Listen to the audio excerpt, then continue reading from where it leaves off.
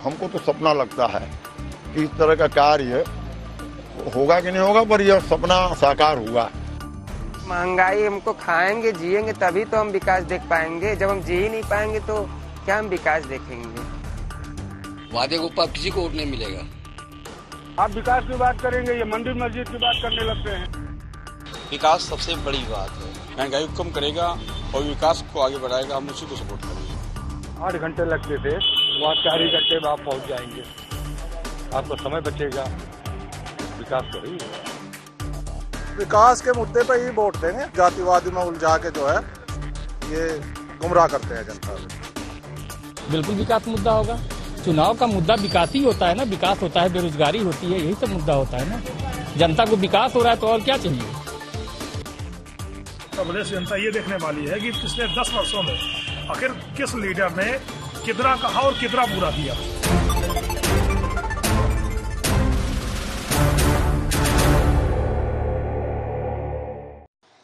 नमस्कार, मैं हूं श्वेता सिंह और आप देख रहे हैं आज तक।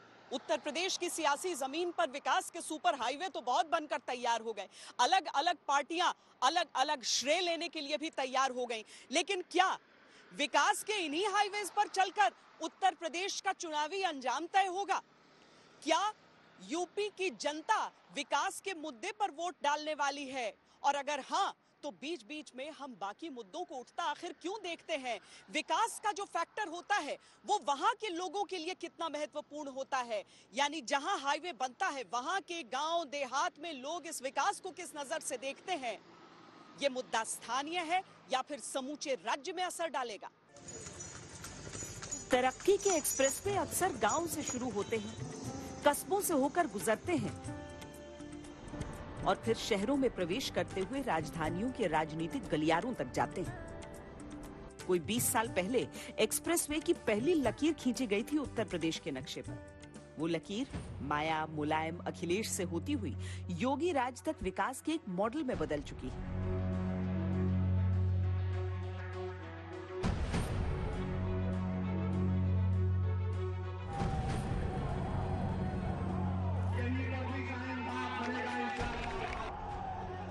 को तोड़ने वाले जिन्ना दूसरी तरफ है। यही भारतीय जनता पार्टी का सफाई करेगी। इन दिनों यूपी की राजनीति में धर्म, मजहब, जात, जमात सब तरह के मुद्दे सुनाई दे रहे हैं। लेकिन विकास का क्रेडिट लेने के लिए राजनीतिक दलों में जो जंग छिड़ी है, उससे ये लगता है कि विकास भी शायद प्रमुख चुनावी मुद्दा है इस बार। लेकिन क्या वाकई विकास आम लोगों से सीधा जुड़ने वाला मुद्दा है? यूपी में और केंद्र में पहले जो सरकारें रही, उन्होंने कैसे पश्चिमी उत्तर प्रदेश के विकास को नजरअंदाज किया, उसका एक उदाहरण ये जेवर एयरपोर्ट भी है। ये एयरपोर्ट अनेक सालों तक दिल्ली और लखनऊ में पहले जो सरकारें रही, उनकी खींचतान में उलझ रहा। अब डबल इंजन की सरकार के प्रयासों से आज हम उसी एयरपोर्ट के भूमि पूजन के साक्षी बन रहे हैं।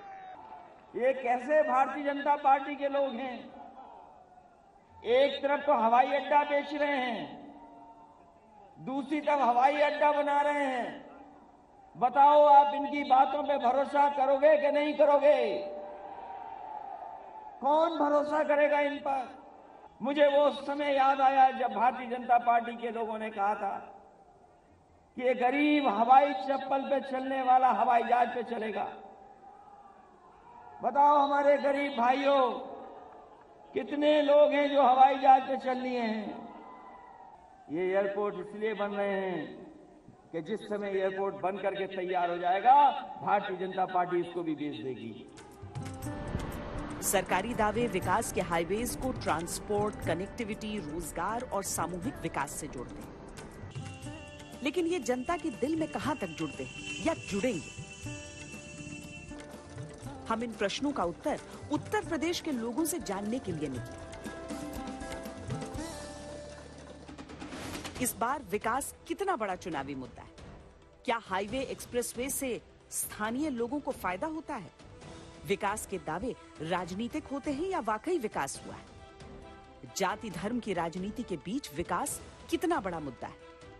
मतदान के समय विकास का मुद्दा क्यों पिछड़ जाता है?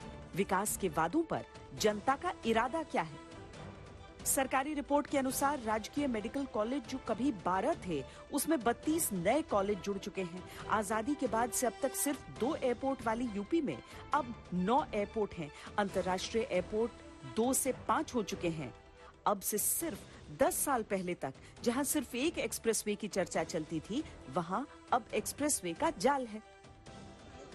सरकारी दावों से अलग जनता का नजरिया क्या है, ये मायने रखता है, क्योंकि असल में विकास की तस्वीर कितनी स्पष्ट है, ये इसी से पता चलेगा।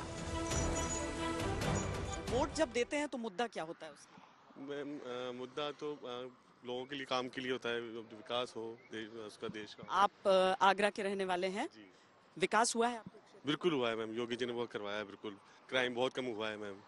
लेकिन मुद्दा विकास का होता है, लेकिन आपको लगता है लोग विकास के मुद्दे पे वोट देते हैं?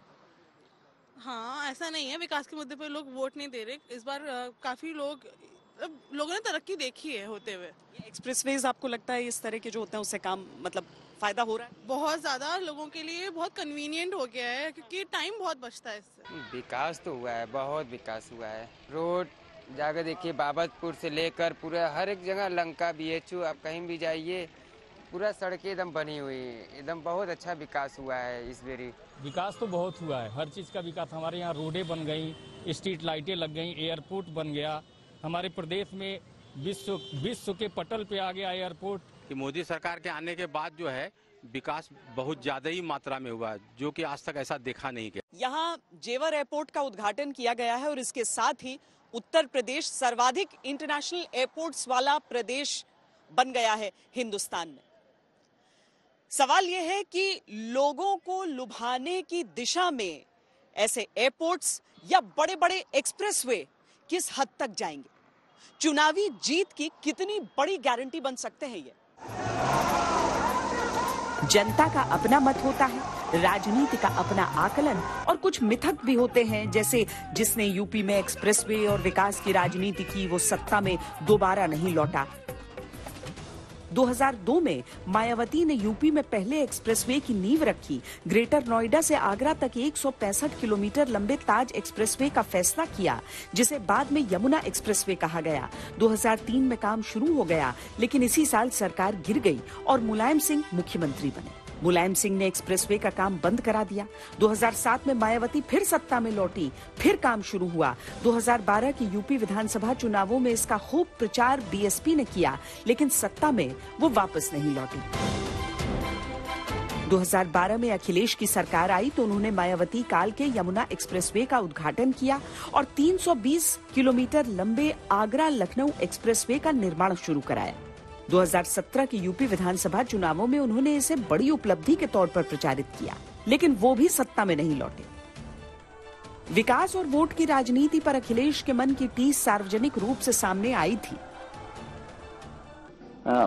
मैं समझता हूं जनता इससे भी अच्छा काम चाहती है। अगर हमने एक्सप्रेसवे बनाया है, उनको नहीं पसंद आया एक्सप्रेसवे, वो सोचते हैं एक्सप्रेसवे से बड़ी बुलेट ट्रेन यूपी में आएगी, शायद बुलेट ट्रेन के लिए वोट दिया हो। 2017 के चुनावों में बीजेपी जीती और सत्ता योगी आदित्यनाथ के हाथ में आई।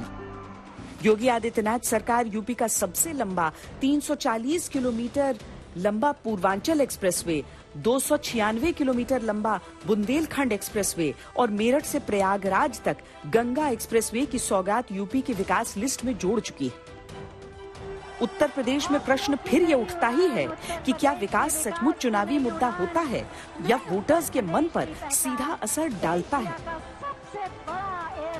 कनेक्टिविटी अच्छी हो जाएगी लोगों को, पहले दिल्ली जाना पड़ता था, अब यहाँ से कनेक्टिविटी। आप लोगों को फायदा होगा, स्थानीय बिल्कुल स्थानीय लोगों को ही फायदा होगा मैम, इससे एयरपोर्ट वगैरह, एयरपोर्ट से जो दिल्ली के जाम से बचा। अच्छा सच बताइए, लोग विकास के मुद्दे पे वोट देते हैं? देते हैं, क्यों नहीं देते हैं? देते हैं, विकास के मुद्दे पे वोट दें। अखिलेश यादव ने कहा मैंने एक्सप्रेसवे बनाए, उनको वोट नहीं मिला। मैम एक एक्सप्रेसवे बनाने से नहीं हो रहा ना, आज की तारीख में देखो जाल बिछा हुआ है। कितने एक्सप्रेसवे बन गए? मतलब ज्यादा विकास होता है तो वोट पड़ता है। विकास होता है तो वोट पड़ता भी है। विकास होता है तो वोट पड़ता है। विकास पे देते हैं वोट लोग? जी देते हैं, विकास को वोट। अभी भी जाति धर्म पे पड़ता है वोट? नहीं तो पड़ता है, के ऊपर पड़ता है ना। आपको लग रहा है विकास हो रहा है? हो रहा है। हर तरफ विकास की अलग जगह। एक प्रश्न ये भी अपना उत्तर तलाशता है कि अगर विकास कोई मुद्दा नहीं तो वो यूपी चुनावों से पहले और प्रमुख मुद्दों की तरह हर दल के दिल में क्यों है? आम लोगों से बात की तो इसका जवाब भी स्पष्ट होता गया। हम तो विकास के नाम पे वोट करेंगे। विकास के मुद्दे पर वोट करेंगे। विकास के मुद्दे पे वोट करेंगे। जो व्यापारियों को सहूलियत देगा, जो रेट बढ़ोतरी को कम करेगा, महंगाई को कम करेगा, हम उसको सपोर्ट करेंगे, चाहे जो भी दल हो। हमारे लिए तो सबसे बड़ा विकास का मुद्दा है और जिस तरह से विकास हो रहा है वही हमारा विशेष रूप से हमारा जो मुद्दा है। और जो प्रबुद्ध वर्ग है वो हमारे समझ से विकास पे ही फोकस करता है, वही मुद्दा समझता है। विकास और राष्ट्रीयता पर ही वोट पड़ने जा रहा है इस बार। विकास में रहता है, विकास के अलावा दूसरी क्या चीज है। महानगरों की राजनीति यूपी में अब भी गांवों के रुझान के रास्ते पर चलती है। हम अपने सवालों के साथ और आगे बढ़े, शहरों से होकर उतरती पगडंडियों से होकर गांव तक पहुंचे, जहां ठेठ अंदाज की राजनीति और रुझान से परिचय हुआ। भारत में बसे दो चेहरों की बात अगर करते हैं तो किसी महानगर के बगल में बसे गांव की ओर देखिए, क्योंकि यहां पर जो विकास होता है उससे शहर की रौनक जरूर बढ़ती है, लेकिन क्या यहां के लोगों तक वो विकास पहुंचता है, उसके फायदे पहुंचते हैं? डबल इंजन की सरकार की वजह से विकास की रफ्तार कई गुना बढ़ गई। उत्तर प्रदेश की राजनीति ने वैसे कम ही देखा है कि राजनीतिक दल विकास की बातों को अपनी उपलब्धियों से जोड़ते समय इतने मुखर होते हुए, क्योंकि अभी तक या कह सकते हैं कि कम से कम 3 दशक की राजनीति में यूपी ने भावनात्मक मुद्दों को ही केंद्र में अधिक देखा है, लेकिन अब होड़ है खुद को विकास पथ का पथिक बताने की। ये एक्सप्रेसवे यूपी के विकास का एक्सप्रेसवे है। ये विजन समाजवादियों का था और मुझे वो दिन याद है कि विधानसभा के सामने इसी समाजवादी पूर्वांचल एक्सप्रेसवे का शिलान्यास हुआ था। किसने रोका था कांग्रेस को, किसने रोका था बबुआ को और किसने रोका था बुआ को? तो पहले भी थे ना, इनको तो पूरा मौका मिला था ना प्रदेश में कार्य करने का। कि बीएसपी दूसरी पार्टियों की तरह कहने में बहुत कम बल्कि कार्य करके दिखाने में ही ज्यादा विश्वास रखती है। कभी सियासत के जिन धागों से जातियों और धर्म के मर्म बनते थे, उन धागों से विकास की माला पिरोने की जरूरत आखिर क्यों पड़ी है, आइए इसे समझते हैं। पूर्वांचल एक्सप्रेसवे यूपी के 9 जिलों को जोड़ता है। बुंदेलखंड एक्सप्रेसवे 5 जिलों सहित 7 जनपदों को जोड़ेगा। गंगा एक्सप्रेसवे 12 जिलों को जोड़ेगा। आगरा लखनऊ एक्सप्रेसवे 10 जिलों से होकर गुजरता है। यमुना एक्सप्रेसवे मुख्य रूप से 3 जिलों को सीधा जोड़ता है। विकास का एक नेटवर्क दिखाई तो देता है, लेकिन क्या यह नेटवर्क सिर्फ यात्राओं के लिहाज से लोगों को सुविधा पहुंचाता है या स्थानीय लोगों का विकास भी होता है? यहाँ के रहने वाले हैं? मैडम हम तो दनकौर के रहने वाले हैं। दनकौर के रहने वाले हैं। ये एयरपोर्ट नया बना, फायदा होगा? फायदा होगा मैडम। मतलब पॉलिटिकल फायदा होगा या लोगों को फायदा? लोगों को भी होगा जी। हमारी जमीनें ठीक हो जाएंगी, चीजें ठीक हो जाएगी, तो लोगों को तो फायदा होगा ही जी। रेट बढ़ रहा है? रेट बढ़ रहा है। हाईवे से उतरकर गांव की पंचायत तक क्या इस इंफ्रास्ट्रक्चर का लोगों को लाभ होता है? ये सवाल इसलिए भी अहम हो जाता है कि वोटिंग का आधार और मनपसंद नेता का चुनाव भी काफी हद तक इसी से तय होता है। यहाँ पर कितना विकास का काम वगैरह जो हुआ है, जो रोड बनी हो, चाहे अखिलेश जी के समय या मायावती जी के समय, उसका फायदा कितना होता है? उनके समय में रोड बने, हाईवे बने, यहाँ सारे काम हुए। उसके टाइम में फैक्ट्री आई मायावती के टाइम में, एक्सप्रेस वे बना यहाँ पे, जमुना एक्सप्रेस बना। हाँ। और ये पेरीफेयर बना। हाँ। और काफी रोड बने। उस समय ही हुआ था, उसके बाद? लेकिन यहाँ पर उससे फायदा आप लोगों को हुआ कि जमीन का फायदा हुआ, जमीन के पैसे मिले हमें, और जो यहाँ से दिल्ली की नजदीकी होगी, ग्रेटर नोएडा की नजदीकी होगी, हमारे जो बच्चे हैं वो जॉब करने चले जाते हैं, और छोटी मोटी जो मजदूरी करने चले जाते हैं वो साइकिल से मोटरसाइकिल चले जाते हैं, पहले घूम कर जाते थे, तो उससे बहुत फायदा हुआ हम लोगों को। मैं यहाँ पर पिछले 3 साल से हूँ, BHU में मैं पढ़ता हूँ, और जब से मैंने देखा है कि बनारस में विकास, जैसे आप देख लीजिए काशी विश्वनाथ मंदिर का ही अगर आप एग्जांपल ले लें तो पहले और अब में बहुत अंतर है। अब विश्वनाथ मंदिर में अंदर कॉरिडोर में काफ़ी जगह हो गई, जो कॉरिडोर बन रहा है, और आप यहाँ अस्सी घाट पे ही देख सकते हैं कि किस तरह से चीज़ें हो रही हैं। ये मतलब एक तरह से जो बनारस की पुरातन संस्कृति है उसे करने के लिए काफ़ी काम किया जा रहा है। अब विकास का सबसे बड़ा काम तो इन्होंने विश्वनाथ कॉरिडोर जो बनाया पीएम जी ने, वो बहुत ही सराहनीय है। ओवर ब्रिज है, जो रिंग रोड है, तो ये सब काम तो किए ही। वैसे अगर देखा जाए तो कोई भी एक्सप्रेसवे जहां जहां से होकर गुजरता है वहां टोल बनने से रोजगार बढ़ता है, व्यापार के लिए रास्ते आसान हो जाते हैं, नजदीक के गांवों की कनेक्टिविटी बुनियादी सुविधाओं के साथ जुड़ती है, जैसे स्कूल, कॉलेज, अस्पताल आदि। बड़ी कंपनियां उनके इर्द गिर्द निवेश करके कई आधुनिक आउटलेट्स खोलती हैं और सबसे बड़ी बात समय की बचत होती है, वाहनों में ईंधन का खर्च कम होता है। एक्सप्रेस वे से तो स्थानीय ईंधन हो सकता है, एयरपोर्ट से इतना आम आदमी को इतना फर्क पड़े, एक्सप्रेस वे से तो आम आदमी को फर्क पड़ सकता है। हमारा मेन काम टूर एंड ट्रेवल का है। रोडें अच्छी बन गई तो हम लोग के यहाँ ट्रेवलिंग में आसानी हो गई, हमारे यहाँ गेस्ट ज़्यादा हो गए, हमारे यहाँ नेपाल घूमने वाले पैसेंजर ज़्यादा आ रहे हैं। एक्सप्रेस वे से आने वाले समय में जो हम लोग एक्सपेक्ट कर रहे हैं कि औद्योगिक क्रांति आ सकती है, क्योंकि छोटी रोड पतली रोड होने की वजह से माल लाना, ले जाना, कच्चे माल को कैरी करने में बहुत दिक्कत होती थी, जो कि अब आसानी हो जाएगी। बड़े बड़े ट्रक जो 10 चक्के के बाद जो 20 चक्के की ट्रकें होती है, वो जो नहीं आ पाती थी, वो सब अब हमारे पास आ जाएंगी। ये सुगमता हो जाएगी माल ले जाने के लिए, लाने के लिए, कोई को आने के लिए। हालांकि यूपी की चुनावी राजनीति में विकास का मुद्दा अभी ट्राइड एंड टेस्टेड नहीं कहा जा सकता, क्योंकि ये अभी प्रयोग की अवस्था में ही है। लेकिन या तो जनता का मन ऐसा हो रहा है कि विकास की बातें अब एजेंडा के पहले पन्नों पर आ रही हैं, या राजनीति का जरूरी हिस्सा विकास का सिर्फ चर्चा नहीं बल्कि जमीनी सच्चाई बनता जा रहा है। जिन इलाकों का विकास हो जाता है वो इलाके भी दूसरे इलाकों के लिए एक विकास का मॉडल जैसे होते हैं, और इसीलिए उस इलाके में लोगों का अनुभव कैसा है, उस विकास का उन्हें फायदा हो रहा है या उल्टा स्थानीय लोगों को खामियाजा उठाना पड़ रहा है, ये सारी चीजें बहुत अहम होती हैं प्रदेश के बाकी इलाके के लोगों तक अपनी बात पहुंचाने के लिए।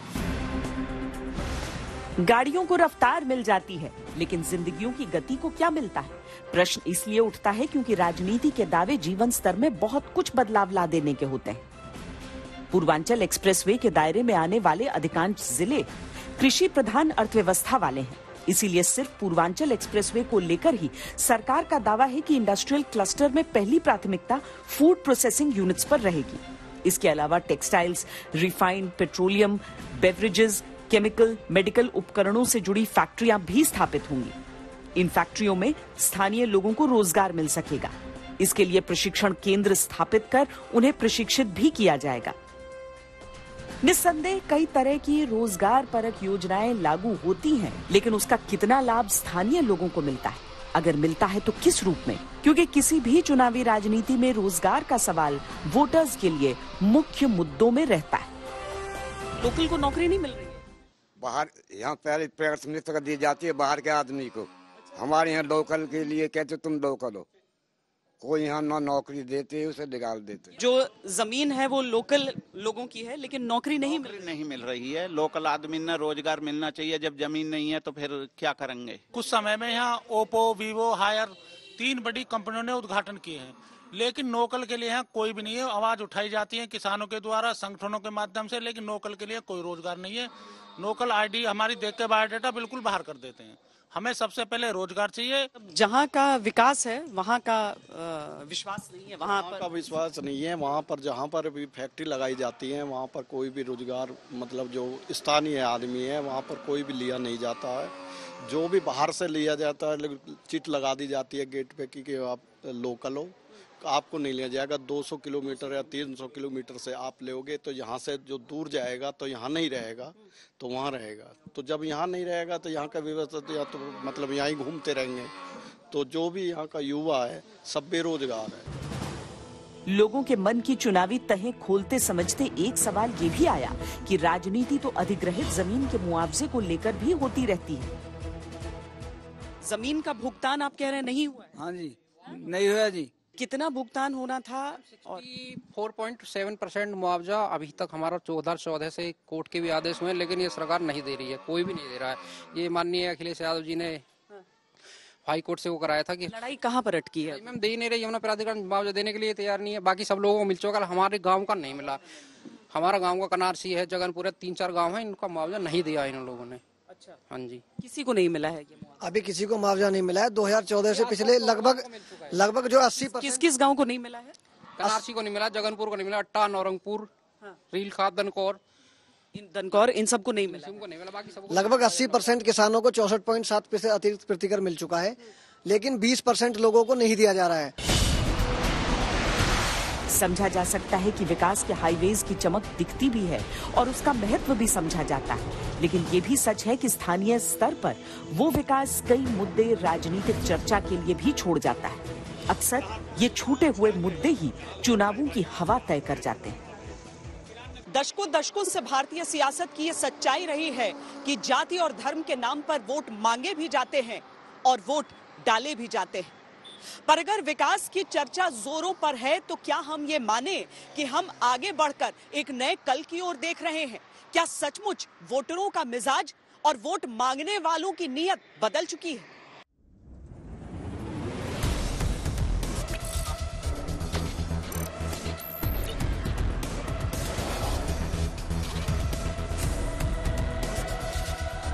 विकास का मुद्दा जनता की जुबान पर रहता है।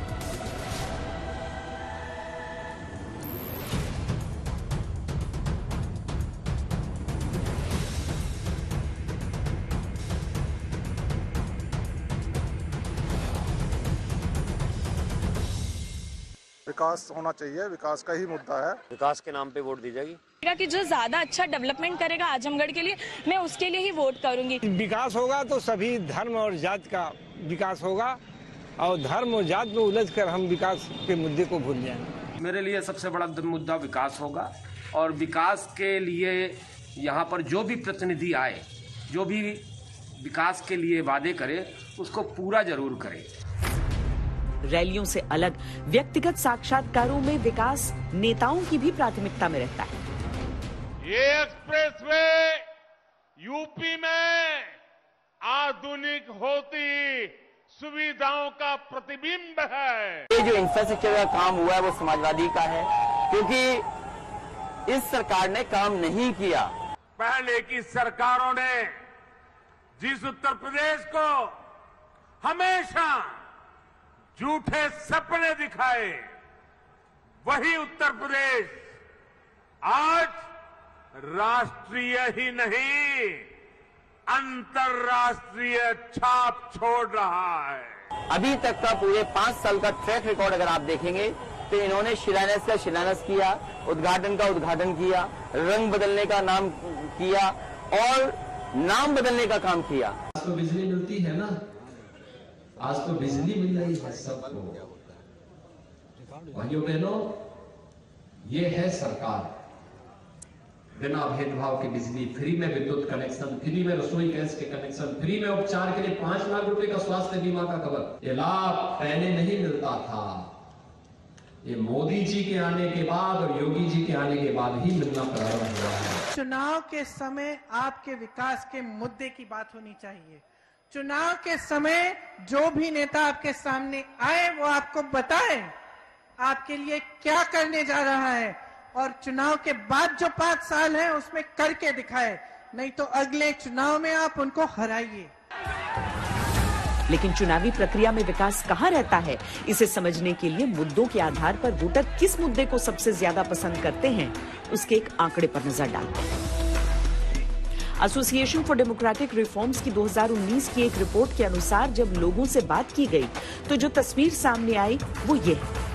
48.80% लोगों ने रोजगार के मुद्दे पर वोट डालने की बात कही। 34.6% लोगों ने अच्छी स्वास्थ्य सुविधा के मुद्दे को चुना। 28.34% लोगों ने अच्छी सड़कों के मुद्दे पर वोट की बात कही। 23.95% लोगों का दावा था कि उन्होंने कानून व्यवस्था के मुद्दे पर वोट डाला। लेकिन जब ये पूछा गया कि वोट डालते समय आप क्या देखते हैं, तो बेहद दिलचस्प तस्वीर उभर कर सामने आई। एसोसिएशन फॉर डेमोक्रेटिक रिफॉर्म्स की 2019 की एक रिपोर्ट के अनुसार 75.11% लोगों ने मुख्यमंत्री के चेहरे पर वोट डालने की बात कही। 71.32% लोगों ने प्रत्याशी की पार्टी पर वोट डालने की बात कही। 68.03% लोगों ने प्रत्याशी के आधार पर वोट डालने की बात कही। 48.04% लोगों ने प्रत्याशी के जाति धर्म पर वोट देने की बात कही और 41.34% लोगों ने उपहार या पैसों के बदले वोट डालने की बात को सही माना। विकास के मुद्दे पर जनता की तरफ से हमने भी अलग अलग मत को सुना और समझा, लेकिन एक बात ये सामने आई कि विकास होता है तो वो स्थानीय राजनीति का हिस्सा भी बनता है। कई बार विकास का काम राजनीतिक दलों या प्रत्याशियों के प्रति समूहों के पूर्वाग्रह के आधार पर स्वीकारा या नकारा जाता है और वोटिंग का पैटर्न भी अक्सर इसी सोच के आधार पर सेट हो जाता है। निर्माण उस समय में ही हुआ है, उसके आगे फिर हुआ? मायावती ने यूनिवर्सिटी बनवाई। अच्छा। और जो है हाईवे और जो कुछ करवाए मायावती करवा गई। विकास हुआ है, भाजपा जब से आई है, योगी जी जब से हैं तब से बहुत विकास हुआ है। सड़कें चौड़ी हुई हैं और यहाँ से जो गोरखनाथ की जो सड़कें हैं ये भी बहुत विकासशील हुई हैं, लाइट लग गया है और पहले से बहुत डेवलपमेंट है। यह जो चुनाव है ये नेगेटिव चुनाव नहीं होगा, भाजपा के किए गए कृत्यों के आधार पर चुनाव होगा। भाजपा ने अपने 4 साल 5 साल के शासन में क्या किया है इस बात का चुनाव होगा। इलेक्शन पास आने लगता है तब नेता सारे जग जाते हैं, सारा विकास कराने लगते हैं और उसके बाद जब बीच में सरकार बन जाती है तो उसके बाद एकदम चुप हो जाते हैं, थोड़े दिन तक एकदम ही शांत हो जाते हैं। अभी आप खुद ही देखिए 3 महीने के अंदर कितने चेंजेस आए। पेट्रोल के दाम घट गए, रोड के गड्ढे बन गए, रोड बन रही है, नई परियोजनाएं निकल रही हैं। 2014 के बाद की भी चीजें देख रहे हैं, उसके पहले की भी चीजें देखे थे। जैसे कि सर ये 80 घाट को ही आप देख लीजिए तो 80 घाट पहले और अब में बहुत अंतर हो गया है। सबसे बड़ी बात देखा जाए सर डेवलपमेंट की तो पर्यटन यहाँ का बहुत बढ़ा है। पहले पर्यटन था लेकिन उतना नहीं था, जैसे कि लोग सारनाथ जाते थे, वीटी जाते थे, लेकिन अभी पर्यटन के हिसाब से देखा जाए सर तो 80 घाट आते हैं। यहाँ पर जो हमारे नाविक भाई हैं इन लोगों का भी पर्यटन के हिसाब से बढ़ा हुआ है। विकास और राजनीति दोनों एक्सप्रेसवे पर साथ साथ रफ्तार भरते रहते हैं। जब कोई नया एक्सप्रेसवे आता है तो नई तरह की राजनीति भी आ ही जाती है।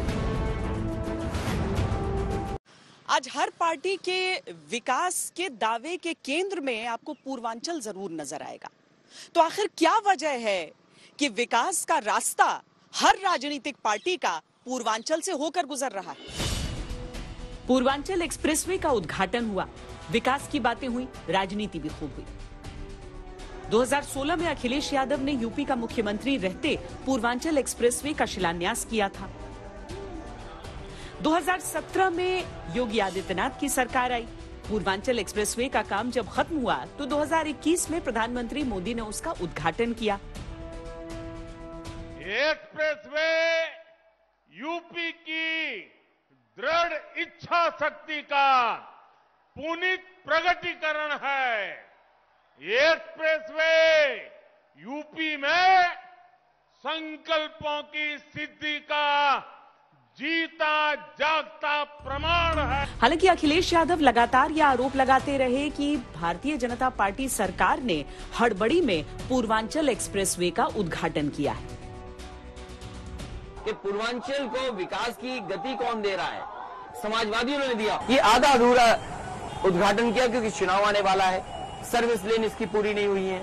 ये कहते थे कि हमने सड़क के किनारे पानी न निकले, पानी न भर जाए, जिससे धंसे नहीं सड़क, हम इसके किनारे जियो सेल्स लगवाएंगे। कहाँ जियो सेल्स हैं? सड़क धंस गई है। पूर्वांचल की राजनीति जातिगत अधिक रही है और विकास यहाँ पहले कोई मुद्दा रहता नहीं था। सोशल इंजीनियरिंग या जातिगत समीकरण सत्ता की सीढ़ी बन जाते थे, लेकिन अब विकास की तस्वीर यहाँ की परंपरागत राजनीति को बदल सकती है और ये बात राजनीतिक दल अच्छी तरह समझ चुके हैं। उत्तर प्रदेश की राजनीतिक यात्रा में सत्ता के लिए पूर्वांचल कितना जरूरी है ये चुनावी आंकड़े बताते हैं, लेकिन उत्तर प्रदेश को 11 मुख्यमंत्री देने वाले पूर्वांचल का एक ऐसा अतीत भी है जिसके सामने विकास की राजनीति बेहद जरूरी हो गई। उत्तर प्रदेश की 2011-12 की रिपोर्ट के अनुसार पूर्वांचल के 28 जिलों की सालाना प्रति व्यक्ति आय 13,058 रुपए थी। ये पूरे उत्तर प्रदेश की प्रति व्यक्ति आय की 3/4 और देश के प्रति व्यक्ति आय की लगभग 1/3 थी। 2020 की एक सरकारी रिपोर्ट के अनुसार अब भी प्रति व्यक्ति आय के अनुसार उत्तर प्रदेश के सबसे पिछड़े जिलों में 5 जिले पूर्वांचल के शामिल हैं। विकास का रास्ता तकते पूर्वांचल में विकास की रफ्तार या तो बहुत धीमी रही या कई इलाकों तक विकास पहुंचा ही नहीं। आंकड़ों के अनुसार 2003 तक अलग अलग इलाकों में कई औद्योगिक इकाइयां बंद हुई। इनमें वाराणसी में 60, गोरखपुर में 80, बलिया की 25, भदोही की 75, मिर्जापुर में 65 और चंदौली में करीब 60 औद्योगिक इकाइयां बंद हुई। पूर्वांचल के इलाके अधिकतर बाढ़ग्रस्त इलाके भी हैं। बलिया, आजमगढ़, कुशीनगर, गोंडा, देवरिया के कई इलाके हर साल भारी बरसात होने की स्थिति में बुरी तरह प्रभावित होते हैं। 2017 में राजस्व विभाग उत्तर प्रदेश की एक रिपोर्ट में बताया गया था कि करीब 5000 गांव भारी बरसात से तबाह हो गए थे। कृषि और दुग्ध उत्पादों के लिए अलग अलग इलाकों तक जल्दी पहुंचना बहुत ज्यादा जरूरी होता है। ऐसे में पूर्वांचल में सड़कों की हालत क्या है वो भी बताते हैं। 2019 में पूर्वांचल विकास बोर्ड के गठन और उसके बाद हुए सर्वे से समझ में आता है कि प्रति 1 लाख व्यक्ति पर 132 किलोमीटर सड़क पाई गई, जबकि उत्तर प्रदेश का अनुपात 162 किलोमीटर सड़क प्रति 1 लाख आबादी है। 2019 में ही पूर्वांचल विकास बोर्ड ने 1,36,000 किलोमीटर सड़क को ठीक करने के लिए चिन्हित किया था। बीजेपी मेडिकल कॉलेज, एयरपोर्ट, सड़कें और एक्सप्रेसवे के जरिए पूर्वांचल विकास का एक मॉडल वोटर्स के सामने रखना चाहती है। पूर्वांचल की राजनीतिक लड़ाई भी इसी ओर बढ़ चली है। उत्तर प्रदेश के कई ऐसे इलाके हैं जहां पर पहले सड़कें भी ठीक ठाक नहीं थी, लेकिन आज हाईवे नजर आते हैं। सियासी हिसाब से हम देखें तो अलग अलग पार्टियां इसका श्रेय ले भी सकती हैं और अलग अलग काल में इन इलाकों का विकास भी हुआ है। लेकिन लोग किससे सबसे ज्यादा आश्वस्त होते हैं और विकास की इस सड़क पर किसे कितने वोट मिलते हैं, इस मुद्दे पर किसे कितने वोट मिलते हैं, ये देखना होगा। विकास की बातें यूपी की राजनीति में कितनी मायने रखती है, इसे 2 दशक पहले की राजनीति को सामने से देखने वाले लोग बेहतर ढंग से समझ सकते हैं। कभी यूपी सिर्फ सांप्रदायिक राजनीति की पहचान लिए अति पिछड़े राज्यों में गिना जाता था। अब विकास चुनावी चर्चा तक भी आया है तो ये बदलाव का एक संकेत तो है ही, और जनता को इसका श्रेय जाता है कि उसने राजनीति को विकास के पथ तक आने के लिए मजबूर किया। जो लोग होते हैं या आप लोग जब वोट डालने जाते हैं तो क्या सोच कर जाते हैं कि जो काम कर रहा है आपके क्षेत्र के लिए विकास कर रहा है, या फिर दूसरे मुद्दे भी मन में? जो विकास करता है हमारे, उसी के लिए वोट करते हैं। विकास में ध्यान देना चाहिए, धर्म में तो ध्यान देंगे तो ना विकास हो पाएगा। धर्म में आपस में लड़ते मरते रहेंगे हम लोग। तो मुद्दा पीछे कभी रह जाता था, लेकिन अब परिस्थितियाँ समाज में बदली है। अब लोगों में जातवाद काफी हद तक कम हुआ है और लोगों का ध्यान जो मुख्य मुद्दा है विकास। जो विकास करेगा उसी को वोटिंग होगी इस बार, जो नहीं करेगा उसको कोई बातें नहीं। प्रश्न प्रदेश की संज्ञा से उत्तर प्रदेश अब वाकई उत्तर प्रदेश बनने की ओर कितना अग्रसर है, इस प्रश्न का उत्तर भी मतदाताओं के रुझान से मिलेगा। हमने विकास के मुद्दे पर लोगों के मन की एक बेचैनी तो महसूस की। ये बेचैनी वोटों में कितना बदलेगी, यूपी का चुनावी नतीजा भी इस पर काफी कुछ निर्भर करेगा।